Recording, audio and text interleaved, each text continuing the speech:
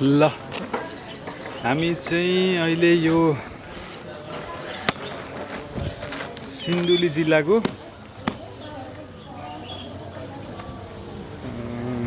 डाँडागाई भन्ने ठाउँमा आएका छौँ खाना खानको लागि हैन। हाम्रो गाडी सामानहरू भन्दैछ।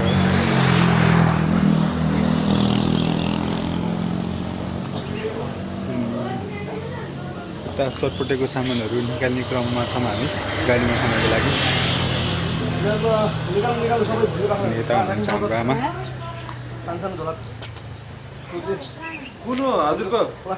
हामी यहाँ खानासाना खाएर अब खाना खाएर हामी पाथेपारा जाँदैछौँ। ल तपाईँ के भन्नु?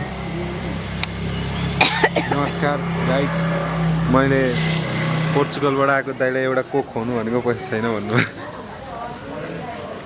ल अब हामी खाना खाने ठाउँमा खानाको प्रतीक्षामा छौँ। यहाँनिर हाम्रो हेलो भन्नुहोस्।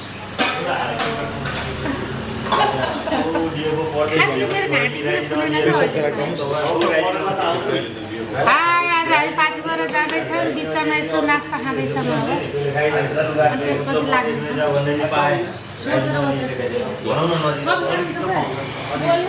हेलो हाई, के भन्नु दुई शब्द? हामी वैशाख 24 गते पाथिभरा हिँड्दैछौँ। तिमीहरूले पाथिभरा सबैले आशीर्वाद गर्छन्, हामीलाई नै आशीर्वाद दिन्छन्। है त ठिकलाई के भन्न हो नि। हेलो वैशाख 24 यात्राको लागि सिन्धुलीको डाँडी भन्ने ठाउँमा